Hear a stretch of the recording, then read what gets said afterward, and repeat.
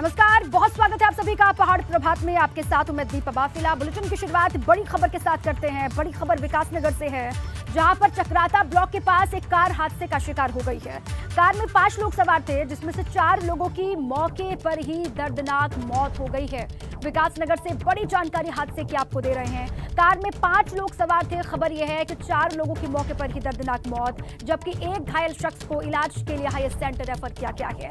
Chakrata block के हाजा दसोहू के पास ये कार हादसे का शिकार हो गई और हादसे में जिन लोगों की मौत हुई है उनमें एक ही परिवार के 3 लोग शामिल हैं, ये बताया जा रहा है, जिसकी वजह से पूरे गांव में शोक की लहर दिखाई दे रही है।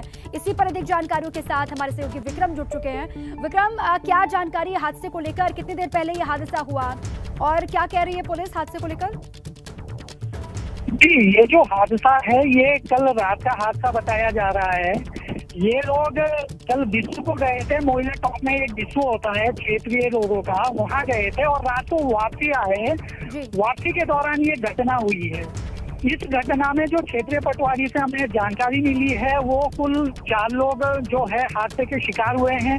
उसमें से 3 लोग एक ही परिवार के बताए जा रहे हैं। 3 लोगों में से भी 2 अधिकारी बताए जा रहे हैं। एक तो कस्टम में बताया जा रहा है और एक रेलवे में इंजीनियर बताया जा रहा है। जी। और जो एक शख्स घायल है विक्रम, उसकी हालत कैसी है और कैसे ये हादसा हुआ? जी, ये हादसे का जो कारण बताया जा रहा है वो तेज स्पीड बताई जा रही है।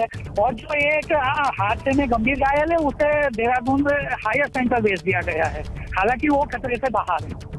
चलिए, तेज रफ्तार हादसे की वजह बताई जा रही है। बहुत शुक्रिया आपका विक्रम, पूरी जानकारी के लिए। टिहरी से भी बड़ी खबर सामने आ रही है, जहां पर टिहरी के अखोड़ी गांव में 7 साल के बच्चे को गुलदार ने अपना शिकार बना लिया है। गुलदार के हमले में हुई बच्चे की मौत के बाद गांव में दहशत का माहौल भी है। ग्रामीणों ने शूटर को बुलाकर बच्चे को शिकार बनाने वाले गुलदार को मारने की मांग की है। जानकारी ये भी वहां से मिल रही है कि अब लोगों में गुस्सा है। जानकारी मिलने के बाद वन विभाग और प्रशासन की टीम मौके पर पहुंच गई है। शनिवार देर शाम गुलदार ने 7 साल के बच्चे को अपना निवाला बनाया। उसके बाद से इलाके में हड़कंप मचा हुआ है। गांव वाले आक्रोशित हैं। और अब बात करते हैं, दिल्ली ही नहीं बल्कि रुड़की में भी हनुमान जयंती पर शोभा यात्रा के दौरान पथराव हुआ है। एक पक्ष के लोगों पर पथराव का आरोप लगा है। आपको बता दें कि पथराव में कुछ लोगों को चोटें भी आई हैं। पथराव की सूचना मिलते ही भारी पुलिस फोर्स मौके पर पहुंची। घटना भगवानपुर थाना क्षेत्र के डांडा जलालपुर की बताई जा रही है, जहां पर हनुमान जयंती के लिए निकाली गई शोभा यात्रा पर दूसरे समुदाय के लोगों ने अचानक ही पथराव कर दिया, जिसके बाद इलाके में तनाव का माहौल है। जानकारी मिलने के बाद बड़ी तादाद में फोर्स को लेकर अधिकारी वहां पर पहुंचे। फोर्स को तैनात कर दिया गया है मौके पर। पुलिस अब उन लोगों की पहचान करने में लगातार जुटी हुई है जो कि उपद्रव और आगजनी में शामिल थे। फिलहाल जानकारी ये है, बड़ी अपडेट ये है कि हालात कंट्रोल में वहां पर हैं। अब बात कर लेते हैं उत्तराखंड की खबरों की। लगातार हम बात कर रहे हैं, सीएम पुष्कर सिंह धामी दिल्ली में हैं, उनकी बात कर लेते हैं। कल सीएम पुष्कर सिंह धामी ने केंद्रीय गृह मंत्री अमित शाह से मुलाकात की थी और इसके अलावा राज्यसभा सांसद अनिल बलूनी भी उत्तराखंड सदन में सीएम पुष्कर सिंह धामी से मिले। इससे पहले दिल्ली पहुंचे सीएम पुष्कर सिंह धामी ने अयोध्या महोत्सव में शिरकत की और इस दौरान सीएम धामी ने अयोध्या में बन रखे राम मंदिर को लेकर मोदी सरकार की तारीफ की। उन्होंने कहा कि मोदी सरकार राम मंदिर का निर्माण शुरू करने में सफल रही है और ये मोदी सरकार में ही हो पाया है। और इस दौरान सीएम पुष्कर सिंह धामी ने कांग्रेस विधायक हरीश धामी का आभार भी जताया। सीएम धामी ने हरीश धामी को शुक्रिया कहा, क्योंकि हरीश धामी ने सीएम धामी को उनकी सीट से चुनाव लड़ने का ऑफर दिया था। आपको बता दें कि धारचूला से कांग्रेस विधायक हरीश धामी ने सीएम पुष्कर सिंह धामी के लिए धारचूला सीट छोड़ने का ऑफर दिया था, जिस पर सीएम धामी ने कहा कि हरीश धामी का आभार, लेकिन इस पर पार्टी का आखिरी फैसला होगा। जो भी पार्टी कहेगी, जहां से भी कहेगी, मैं वहीं से चुनाव लड़ूंगा।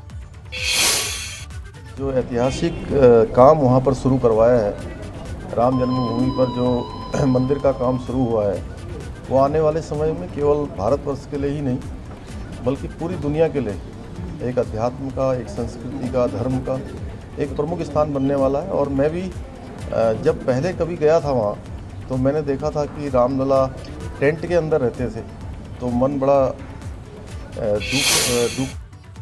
अब उत्तराखंड की आज की सबसे बड़ी सियासी हलचल भी आपको बता देते हैं। आज कांग्रेस के नए प्रदेश अध्यक्ष करण माहरा पदभार ग्रहण करेंगे और कई नेताओं की नाराजगी के बीच करण माहरा पदभार ग्रहण करने वाले हैं। आपको बता दें कि पदभार ग्रहण कार्यक्रम में कांग्रेस प्रदेश प्रभारी देवेंद्र यादव मौजूद रहेंगे।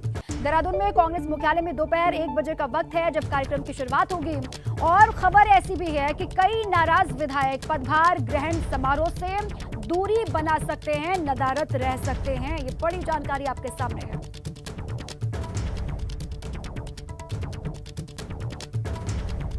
अब चलिए इसी खबर पर और जानकारियों के साथ हमारे सहयोगी विनोद जुड़ चुके हैं, उनका रुख कर लेते हैं। विनोद, आज 1 बजे का वक्त है जब करण माहरा पदभार ग्रहण करेंगे। कौन कौन शामिल होगा, कैसी तैयारियां हैं, कांग्रेस किस तरीके से आगे बढ़ रही है, बताइएगा।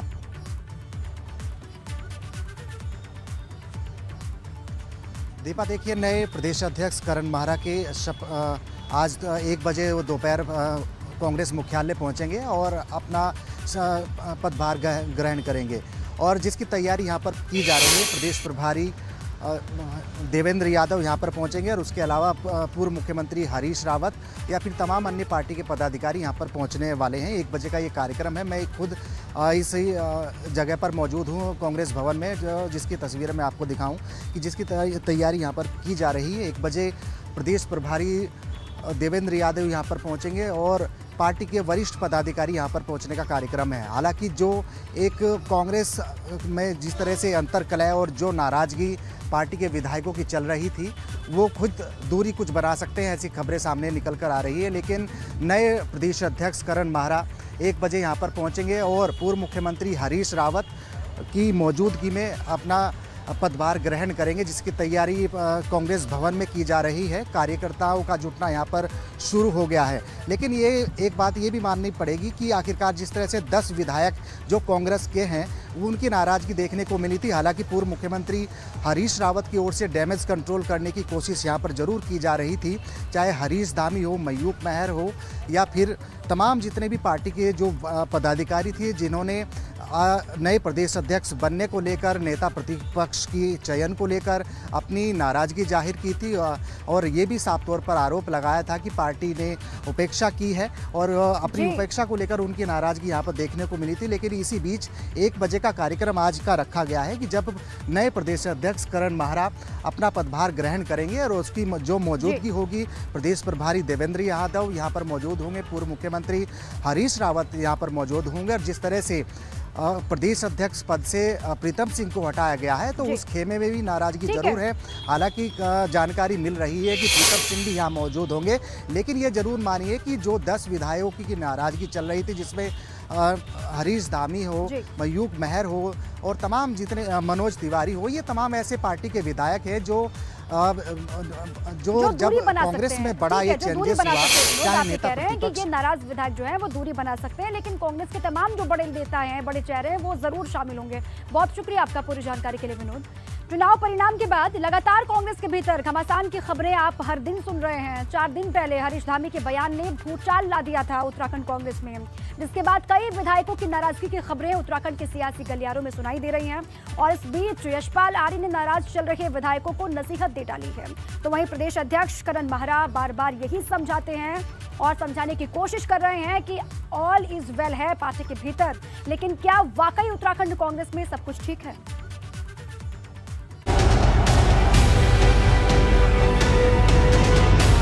कांग्रेस में बगावत, तो कहीं ना कहीं कांग्रेस को डुबाने का काम प्रभारी ने किया है।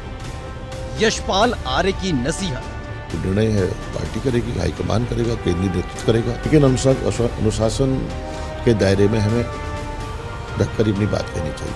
उत्तराखंड विधानसभा चुनाव में जीत का ख्वाब पाले बैठी कांग्रेस को 10 मार्च को झटका लगा था, जब सत्ता सिर्फ सपनों तक सीमित रह गई। ये पहला झटका जरूर था, लेकिन आखिरी नहीं, क्योंकि हार के बाद जो फैसले लिए गए उसने कांग्रेस को 2 धड़ों में बांट कर रख दिया। एक के बाद एक कांग्रेस के विधायक सामने आ रहे हैं और साफ करने लगे हैं कि उत्तराखंड कांग्रेस में सब कुछ ठीक ठाक नहीं। ये चीज़ें सामने आ जाएगी। हम लोग मंथन कर रहे हैं और हमारी कुछ चीज़ें हमारी जानकारी में भी है। और अगर विधायक नाराज होते तो मेरे से बात होती, मैं सब विधायकों के टच में। और आज मैं कह सकता हूँ आपके चैनल के माध्यम से सारी चीज़ें ठीक हैं, कोई ऐसी दिक्कतें नहीं हैं, कोई 10 विधायकों की मीटिंग नहीं हुई और जो नाराज़ियाँ थी उनको ठीक कर लिया गया है। उत्तराखंड के सियासी गलियारे में चर्चाएं आम कि संगठन में जो बदलाव किए गए उससे कांग्रेस के 10 विधायक नाराज हैं और उनकी नाराजगी का आलम ये है कि वो इशारों में नहीं बल्कि सीधे सपाट अपना गुस्सा जाहिर कर रहे हैं। और आपको समीक्षाएं करनी थी, किसी ऐसे व्यक्ति को भेजते जिसका वजन होता, जिसकी बातों को सब लोग मानते हैं। आपने ऐसे व्यक्ति को भेज दिया जिसके नाम से उत्तराखंड का जनमानस चिढ़ता है। आपने यादव भेज दिया, जिन यादवों ने उत्तराखंड के जो है हमारी माँ बहनों के आबरू के साथ खेलने का काम किया, उनके ऊपर जो है गोलियां चलवाई, मुजफ्फरनगर कांड कर दिया, खटीमा कांड कर दिया। वो बात अलग है कि कांग्रेस के नए नवेले प्रदेश अध्यक्ष करण महारा ने इन बातों को हवा हवाई और कोरी अफवाह बताया था। न्यूज़ चैनल्स में चल रहा था कि 10 विधायकों की बैठक हो रही है, नई पार्टी का गठन होगा। भाई एंटी डिफेक्शन लॉ इस देश में है, हम लोकतंत्र में है, और वो हॉरिजॉन्टल और वो दोनों तरीके से देखा जाता है। ऐसा नहीं कि आप इतने उठे और चले गए। वो मीटिंग कहीं नहीं हुई जिसका बड़ा जोर शोर से हल्ला था कि 10 विधायक आज शामिल हो रहे हैं, शाम को होगी मीटिंग, कल को पार्टी टूट रही है। और मैं लगातार सबसे कह रहा था ऐसा कुछ नहीं होने जा रहा। कुछ लोग जो लगातार कांग्रेस को कमजोर करना चाहते हैं, उन लोगों ने ये न्यूज़ चलवाई। लेकिन 24 घंटे भी नहीं बीते कि नेता प्रतिपक्ष की कुर्सी पर विराजमान हुए यशपाल आर्य की नसीहत ने साफ कर दिया कि कांग्रेस के अंदर खाने जो पक रहा है उसमें बगावत की बू आने लगी। मैंने सभी से कहा है, माननीय विधायकों को कुछ शिकायत है या कहीं कुछ उनकी अपनी कुछ कहना है, कुछ समस्या है, तो उनके लिए मंच है, पार्टी फोरम है और एक प्लेटफॉर्म है, वहाँ कह सकते हैं। सार्वजनिक रूप से ऐसे बयानों से हम सभी को बचना चाहिए। 10 मार्च के बाद से एक के बाद एक सामने आ रही तस्वीरों के साथ साथ बयानों ने कांग्रेस को संकट में डाल दिया, जिससे उबारने की जिम्मेदारी प्रदेश अध्यक्ष नेता प्रतिपक्ष को दी गई। देखना दिलचस्प होगा कि कांग्रेस में मचे घमासान का परिणाम क्या होता। एबीपी गंगा के लिए देहरादून से पंकज राणा की रिपोर्ट।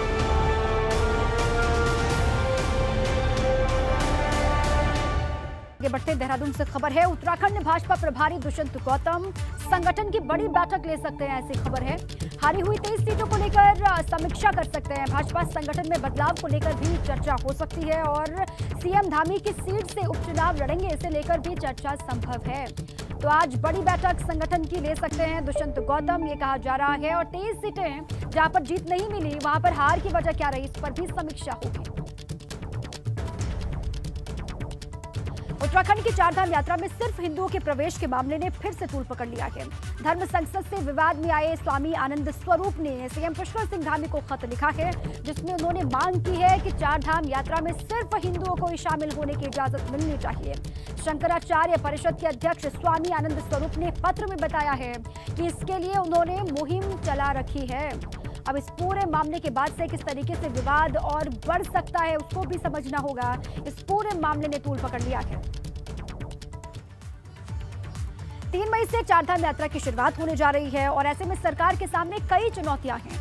चारधाम यात्रा की व्यवस्था से लेकर मार्ग दुरुस्त करना होगा, क्योंकि इस बार श्रद्धालुओं में भी खासा उत्साह देखा जा रहा है। पिछले 2 साल से कोरोना की वजह से चारधाम यात्रा का संचालन बड़े स्तर पर नहीं हुआ था, लेकिन सरकार इस बार चारधाम यात्रा का संचालन बड़े स्तर पर करने की तैयारी कर रही है।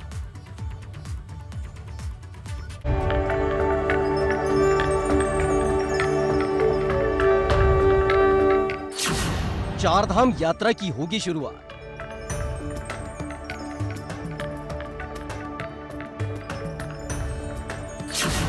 श्रद्धालुओं का जत्था पहुंचेगा बद्रीनाथ। उत्तराखंड में 3 मई से चारधाम यात्रा की शुरुआत होने जा रही है और इसको लेकर सरकार की तरफ से बड़ी तैयारी की जा रही है, क्योंकि ये वो यात्रा है जिसमें देश के कोने कोने से हजारों की तादाद में लोग पहुंचते हैं। एक बड़ी चुनौती सरकार के सामने भी है, क्योंकि पिछले 2 साल से कोरोना की वजह से चारधाम यात्रा का सफल संचालन नहीं हो पा रहा था, लेकिन इस बार उम्मीद जताई जा रही है कि चारधाम यात्रा का सफल संचालन होगा।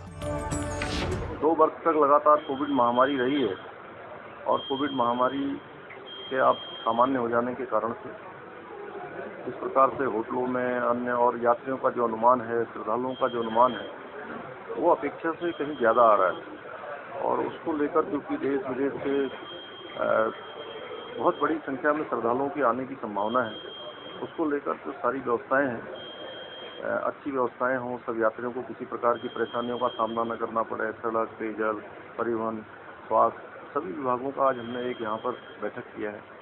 उस बैठक में हम सारी व्यवस्थाएं सुनिश्चित करेंगे जिससे कि आने वाले लोगों को कोई परेशानी न हो। चुनौती सरकार के सामने इसलिए भी बढ़ जाती है क्योंकि चारधाम यात्रा को सिर्फ 1 महीने का वक्त बचा है। 3 मई को यमुनोत्री और गंगोत्री के कपाट खुलेंगे। 6 मई को बाबा केदारनाथ के कपाट खुलेंगे। 8 मई को बद्रीनाथ धाम के कपाट खोले जाएंगे। व्यवस्थाओं से लेकर मार्ग दुरुस्त करना बड़ी चुनौती है। आज माननीय मुख्यमंत्री जी द्वारा चारधाम यात्रा की उच्च स्तरीय बैठक हुई है और मैं भी विभागीय बैठक लूँगा और जो वाहनकर्ता हैं, जो और लोग हैं, उनकी भी मैं बैठक लूँगा, क्योंकि इस बार की चारधाम यात्रा ऐतिहासिक होने वाली है। माननीय मोदी जी के केदारनाथ बद्रीनाथ आगमन के बाद लोगों का आगमन जो अभी रजिस्ट्रेशन हुए हैं, लगभग 40 लाख के लगभग रजिस्ट्रेशन हो रहे हैं। चारधाम यात्रा के लिए जहां एक तरफ शासन स्तर पर कसरत जारी है, तो वहीं दूसरी तरफ मंदिर समिति भी पूरी तरह से तैयारी में जुट गई है, जिससे श्रद्धालुओं को किसी भी तरह की दिक्कत या परेशानी का सामना न करना पड़े। 6 मई को केदारनाथ जी के और 8 मई को बद्रीनाथ जी के कपाट खुल रहे हैं, तो यात्रा की तैयारियों को लेकर हमारे स्तर से लगातार प्रयास किए जा रहे हैं। बद्रीनाथ केदारनाथ मंदिर समिति के स्तर पे जो भी उनके अधिकार क्षेत्र में है, उसको लेकर हम लगातार बैठकें भी कर रहे हैं और उसके अलावा जो यात्रा की अन्य व्यवस्थाएं हैं, उनको लेकर के जो अन्य एजेंसियां हैं या अन्य विभाग हैं, उनके साथ हम तालमेल करके, उनसे चर्चा करके लगातार तैयारियों को पूरा कर रहे हैं। आपको बता दें कि कोरोना की वजह से पिछले 2 साल से यात्रा का सफल आयोजन नहीं हो पाया, तो वहीं दूसरी तरफ देवस्थानम बोर्ड को लेकर भी प्रदेश भर में बवाल मचा हुआ था। लेकिन इस बार ना तो देवस्थानम बोर्ड को लेकर झगड़ा है और न ही कोरोना का खतरा। ऐसे में माना जा रहा है कि इस बार पटरी से उतरी चारधाम यात्रा फिर से सुचारू हो पाएगी और उत्तराखंड में गूंज उठेंगे बाबा बद्रीनाथ के जयकारे। एबीपी गंगा के लिए देहरादून से पंकज राणा की रिपोर्ट।